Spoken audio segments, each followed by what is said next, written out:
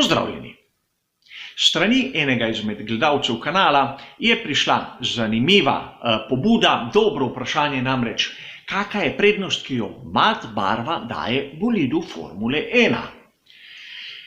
Ta argument je prisoten v Formuli 1 od sezone 2016, ko so pri Red Bullu predstavili RB12 in seveda nov zagon je vsa zadeva dobila začetkom sezone 2019, ko smo pri Ferrariju videli SF90. A seveda zavedati se moramo najprej prvega dejstva. Svet Formule 1 je izjemno konkurenčen in če nekdo uporabi mat barvo, ima za to v ozadju nek tehnični razlog. O estetiki se tu ne bomo pogovarjali. In druga zadeva, katera mislim, da je tudi pomembna, je ta, da nimamo nekih, verodostojnih številk, katere naj bi nam nekako predstavile, kakšna je prednost te mat barve. So teorije, so domneve in zaključke, ki jih boste slišali v naslednjih minutah, jemite samo kot moje osebno mnenje in seveda ne kot absolutne resnice. In prva točka, katero velja poudariti, je to, da mat barva naj bi bila lažja od tiste bleščeče, ki jo rabijo na bolidih Formule 1. Mnogi viri so na začetku celo trdili, naj bi tako pri Ferrariju oziroma tudi pri Red Bullu prihranili nekaj kilogramov. Kar je bilo po mojem osebnem mnenju pretirano. Namreč vzel sem malce podatke za pretekle sezone iz preteklih obdobij, koliko pravzaprav barve se porabi na bolidu Formule 1.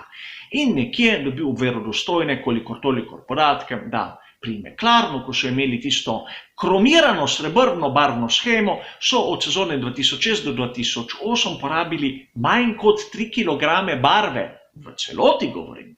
Nato se je stvar začela razvijati. Pri drugih virih sem dobil, da nekje od sezone 2009 do 2013 naj bi se ta številka bistveno zmanjšala. Prišli smo na vrednosti med 1 in 2 kilograma barve na celotnem bolidu. Torej je pretirano pričakovati, da za uporabo mat barve bomo prihranili kilograme teže na celotnem bolidu.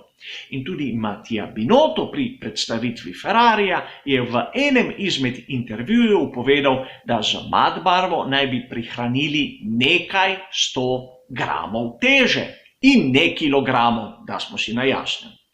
Mark Priestley, znan bloger, bivši mehanik pri McLarenu, je v enem izmed svojih prispevkov povedal nekako tako, da mat barva lahko potencialno pomeni znižanje teže. In tu se ni prenaglil, koliko je ta prihranek pri teži z uporabo mat barve. A dal je nekako vedeti, da stvar je izjemno majhna in nerevolucionarna. In seveda v Formuli 1 vsak gram šteje, a treba je biti previden. Če se vpraša mene za moje osebno mnenje, bi rekel, da če sem optimist, bi to lahko ocenil nekje med 100 in 200 grami. Prebliže 100 kot 200, da smo si na jasnem, mogoče celo manj. Druga točka, o kateri bi rad govoril, je aerodinamični učinek, ki ga ima lahko mat barva, saj o tem je tudi dosti govora na raznih forumih v raznih člankih.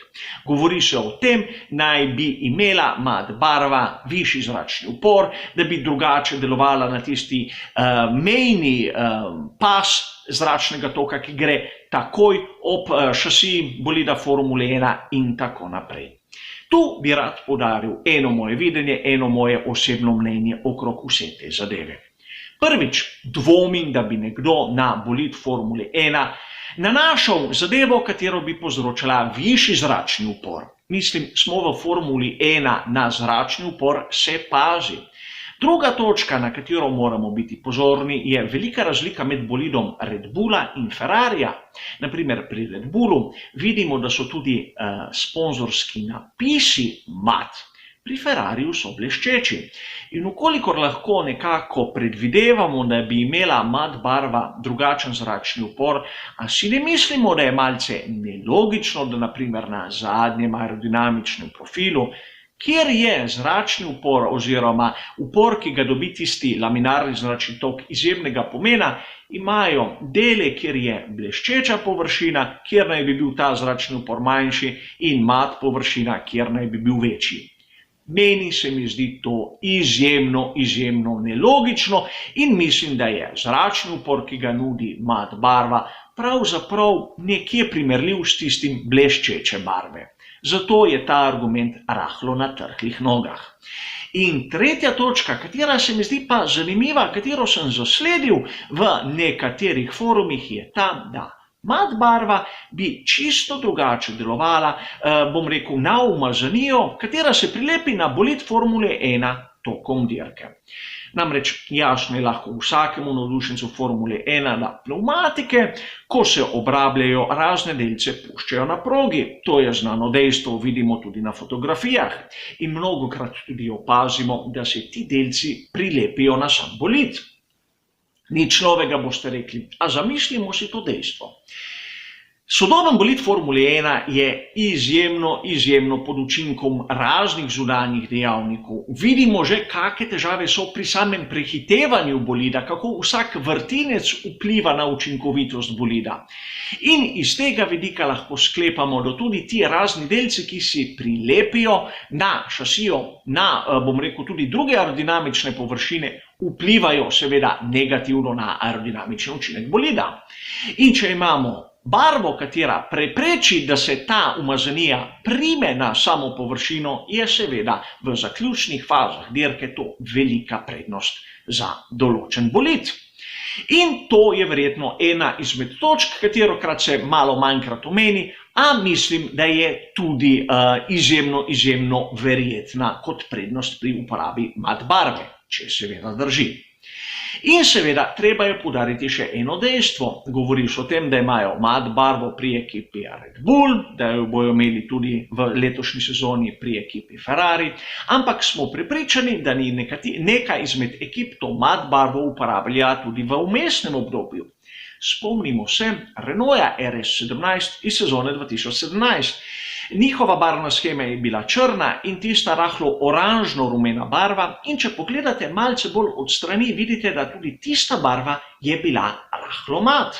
V naslednjih sezonah je zopet postala bleščeča, kar da misliti, da ta prednost mat barve, ukolikor je bila tista barva res mat, ni tako velika oziroma je lahko tudi zanemarljiva.